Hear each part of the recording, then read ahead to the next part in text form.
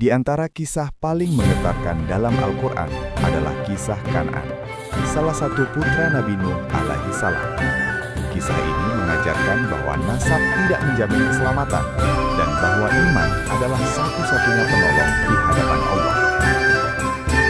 Nabi Nuh adalah seorang rasul yang berdakwah kepada kaumnya selama 950 tahun.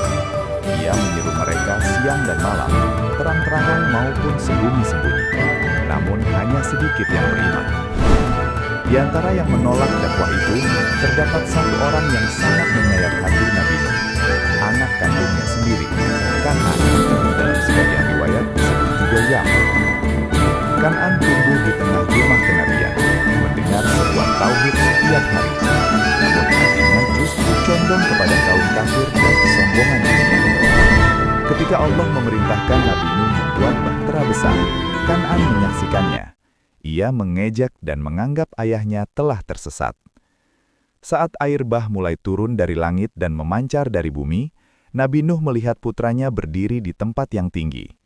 Dengan suara penuh kasih seorang ayah, ia memanggil, "Wahai anakku, naiklah bersama kami dan janganlah engkau bersama orang-orang kafir."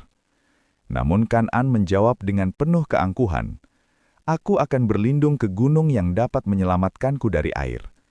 Ia mengira akal dan tempat tinggi bisa mengalahkan ketetapan Allah.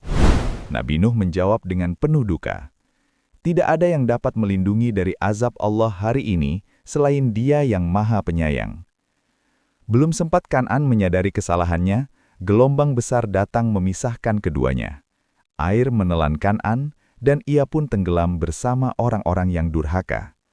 Seorang anak Nabi pun binasa, bukan karena kurangnya kasih sayang ayahnya, tetapi karena ia menolak iman. Hati Nabi Nuh hancur. Ia berdoa, "Ya Tuhanku, sesungguhnya anakku termasuk keluargaku."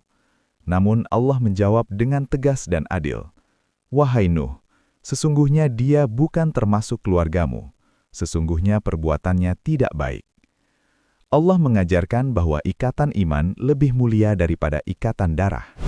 Kisah ini mengandung pelajaran yang sangat dalam. Anak orang soleh belum tentu soleh. Nasab, gelar, dan keturunan tidak menyelamatkan.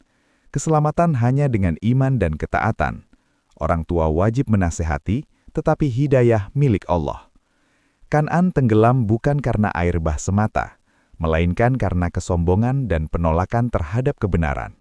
Semoga kisah ini menjadi cermin bagi kita, agar tidak bergantung pada status, namun berlomba-lomba dalam iman dan amal.